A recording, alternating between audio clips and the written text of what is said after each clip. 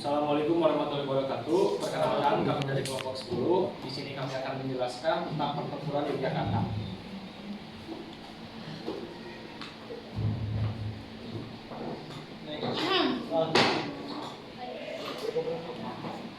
Saya Raffi Rizky Faudi. Saya Raina Azkia Mutadi. Saya Rian Ramadan. Saya Sabta Naina Riazan. Latar belakang pengambilan kekuasaan Jepang di Yogyakarta. Pertempuran atau serbuan kota baru dilatar belakangi usaha Refres Sudarsono untuk menyerobot kekuasaan Tiokokan. Mereka berusaha mengadakan perundingan untuk meminta senjata dari Butai Kota Baru yang berakhir dengan kegagalan. Dalam perundingan itu, putusan Indonesia mendesak agar Jepang secara sukarela menyerahkan senjata dan kekuasaannya. Otsuka dan kawan-kawan tetap bertahan dengan posisinya yang enggan menyerahkan persenjataan Republik.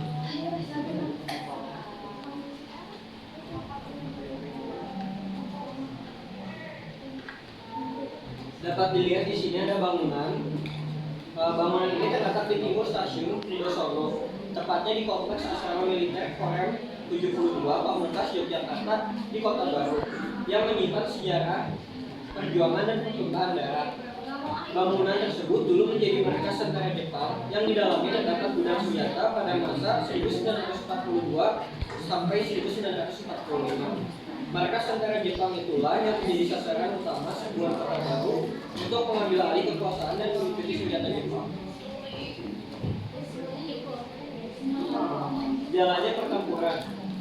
Pertama, pergerakan para pemuda pasca proklamasi kemerdekaan 17 Agustus 1945 memicu meletusnya pertempuran Kota Baru pada tanggal 7 Oktober 1945 yang dilatar belakangi oleh usaha Refres Sudarsono untuk menyerobot kekuasaan Tiokokan bersama dengan pengurus KNI atau Komite Nasional Indonesia yang menghadapi sekutu Jepang yang ingin menurunkan bendera merah putih di kantor Tiokokan Kantai yang sekarang menjadi gedung negara. Kedua, pada 6 Oktober 1945 atau sehari sebelumnya, Ketua KNI Muhammad Safer dan pengurus BKR Saudara Sunjoyo, Umar Joy dan Sukardi berunding dengan Hatta, Halibuto dan Asoka Buta Ijo. Mereka berusaha mengadakan perundingan untuk meminta senjata dari Butai Kota Baru yang berakhir dengan kegagalan.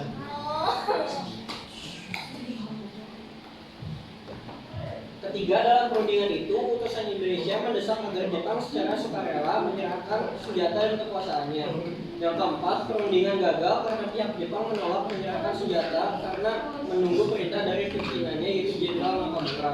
Yang kelima, Jepang mengusulkan agar perundingan dilanjutkan esok hari pada tanggal 7 Oktober 1945 atau sekitar pukul 10 WIB. Yang keenam, namun dentuman granat kemudian terdengar pada pukul 8 WIB, memberi tanda bahwa perundingan akhirnya gagal. Rakyat dan para pemuda yang sedari tadi mengepung markas Masya Butai di Kota Baru makin bertambah. Yang ketujuh, Jepang mulai kewalahan. Mereka mengotak tiap para pejuang Indonesia untuk berdamai. Para pejuang Indonesia pun mendapat positif tawaran damai itu. Mereka diminta memasuki markas. Setelah pintu itu dibuka, tak lama para pejuang yang hendak memasuki markas Butai Kota Baru di berondong, sedangkan mesin yang sudah disiapkan Jepang. Taktik itu berhasil membuat banyak pejuang yang gugur. Dalam penyerbuan Kota Baru tersebut, sebanyak 21 pejuang Jogja wafat dan sekitar 32 orang mengalami luka-luka.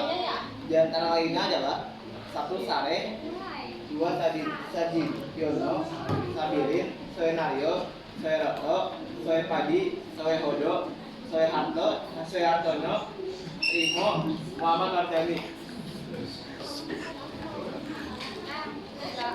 Sedangkan melihat hal itu, darah para pejuang semakin bergejolak.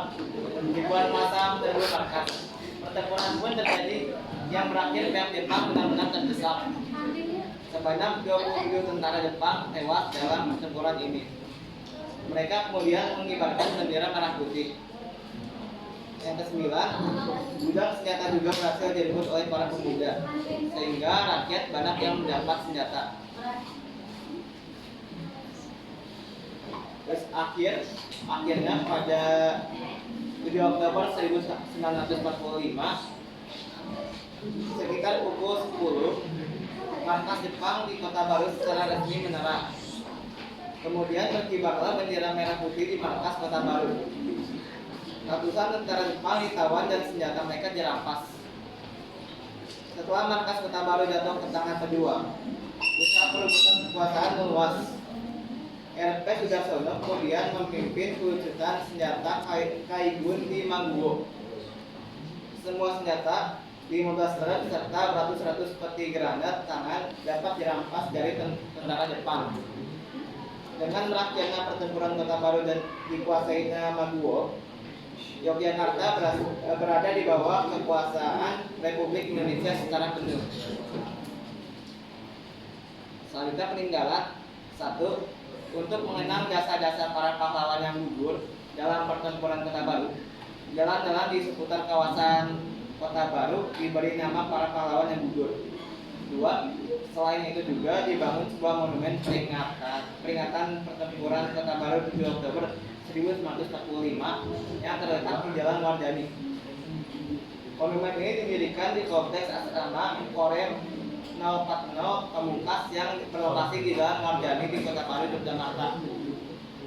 Monumen bentuk persegi dengan warna dasar hitam ini juga memuat prasasti yang berbunyi, Tetenger ini didirikan untuk memperingati puncak pengambil alihan kekuasaan dari pihak Jepang di Yogyakarta dengan serbuan bersenjata dan pertumpahan darah yang dikenal sebagai Pertempuran Kota Baru pada tanggal 7 Oktober 1945. Sementara pada bagian atas prasasti terdapat simbol perjuangan, yaitu 2 buah bambu runci.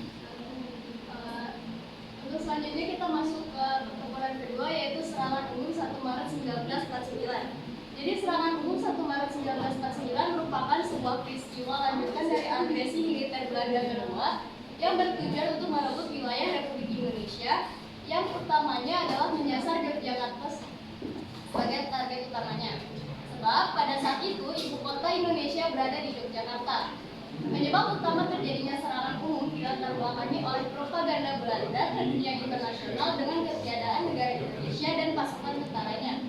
Pihak Belanda merasa bisa leluasa menguasai kembali wilayah Indonesia dan mengklaim bahwa Indonesia mudah hancur.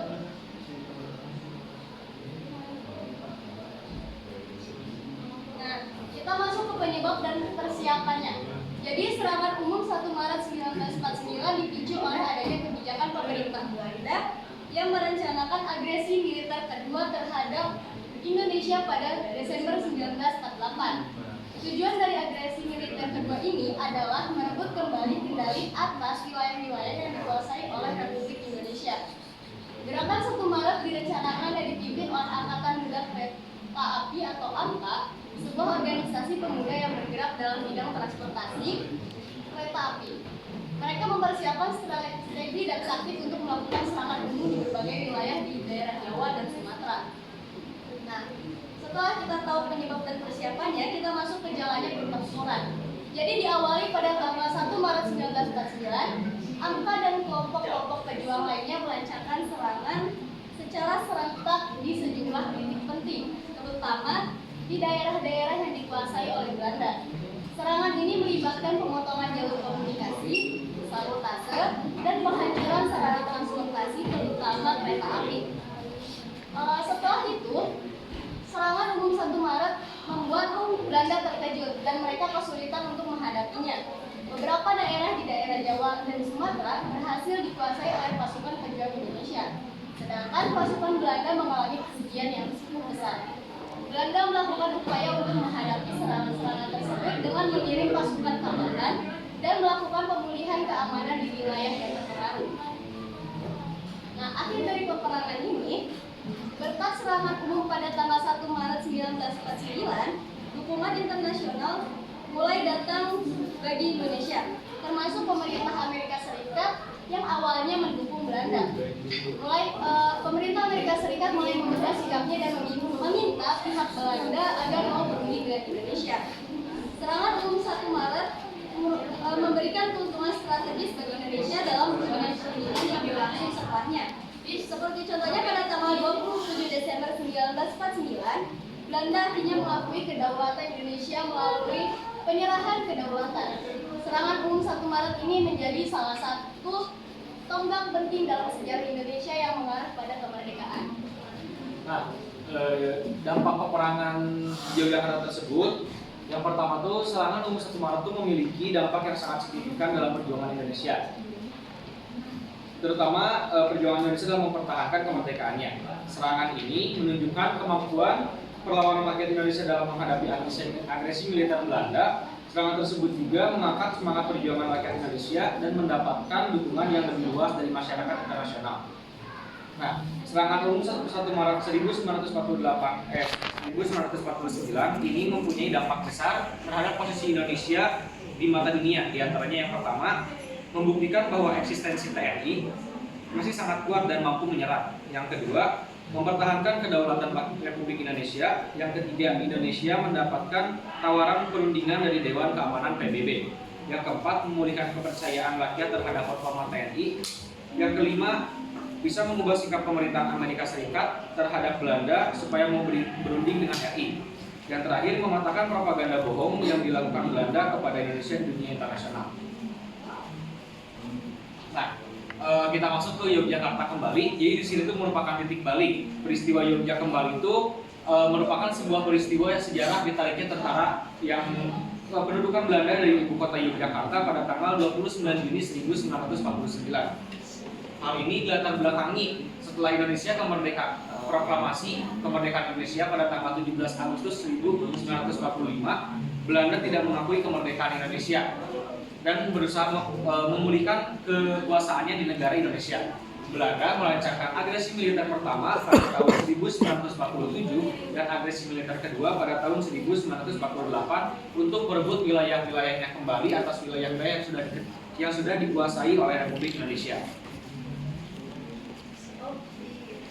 Yogyakarta kembali itu pada tanggal 29 Juni 1949, Belanda dan Indonesia mencapai kesepakatan yang dikenal sebagai Persetujuan Konferensi Meja Bundar atau KMB.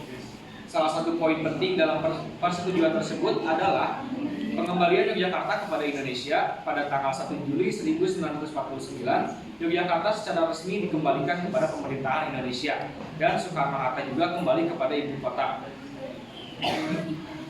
Yogyakarta kembali itu memiliki dampak yang sangat signifikan bagi perjuangan Indonesia untuk mempertahankan kemerdekaannya. Pengembalian Yogyakarta menandai keberhasilan diplomasi Indonesia dan memberikan kekuatan moral bagi perjuangan nasional. Selain itu, peristiwa ini juga memberikan momentum dalam perundingan dengan Belanda yang akhirnya menghasilkan pengakuan dari kancah internasional terhadap kemerdekaan Indonesia.